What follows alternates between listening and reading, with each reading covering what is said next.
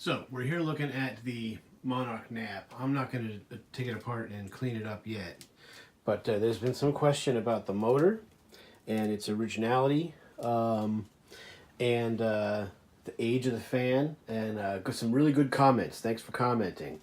I didn't really even notice, but it does in fact say Monarch Knapp Division, the Hoover Company. So, as I think one of the collector video providers also said that he said, yeah, this is when they had bought Hoover had bought it. So they now own Monarch Knapp, and what they're probably doing is they're just using the rest of the stuff. You know, you buy a company and you get all the crap they never use, which is probably a whole slew of boxes, grills, and blades, and they're obviously using their own outsourced motor. Hoover is.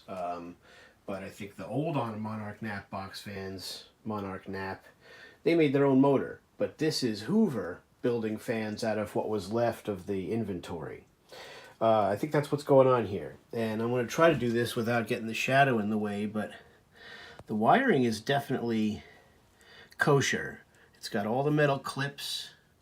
On focus, buddy.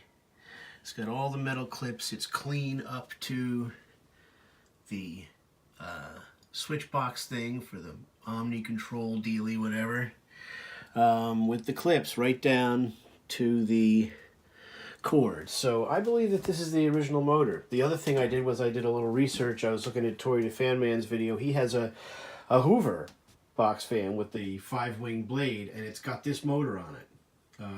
So I think that's just what's going on here. This is one of the last, and this is made by Hoover with the last of their parts and using a Macmillan motor. I think that's what we're looking at. I didn't really see any sticker on the motor. I was hoping it would say Macmillan motor or whatever, but it doesn't. So that's what I think with this. That's a little bit of an update with the solid state. Pick a speed. Choose a dial a temp, pick a whatever, yeah. So that's the deal. We'll eventually get this cleaned out and off and oil the bearings after they're cleaned as well, and hopefully we'll find it to be pretty nice. This is it's pretty stiff, even just to push the blade. It really is pretty resistant. One other thing is this unit. It's got a hex set screw, which you find on the later fans. Some of the earlier ones that I have a bolt. But then, you know, you look at this. This has got a hexagon set, an Allen set screw, so that's not really an indicator. But anyway, that's what I thought. So yeah, thanks for watching. Thanks for all your comments on this one. It's definitely an interesting fan. It doesn't bother me that it's a later one. It's still got the Venturi ring and everything. You know, they just must have had a lot of backstock. I mean, if this was made in '67, they were already cheapening up fans pretty good by then. A Venturi fan like this would have, this is obviously an older design, because they wouldn't have put all the metal into it. But one of the things is it's light. It's not as heavy as well, it's pretty heavy. But it's not quite as heavy as I thought. Here's the other thing I noticed. All right, let me turn it around.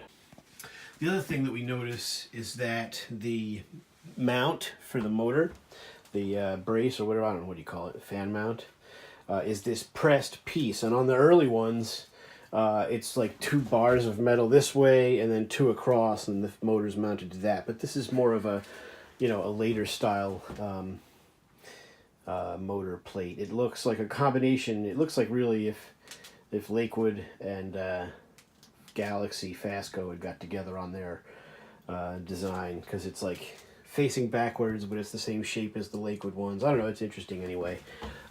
So there we go. That's what I think.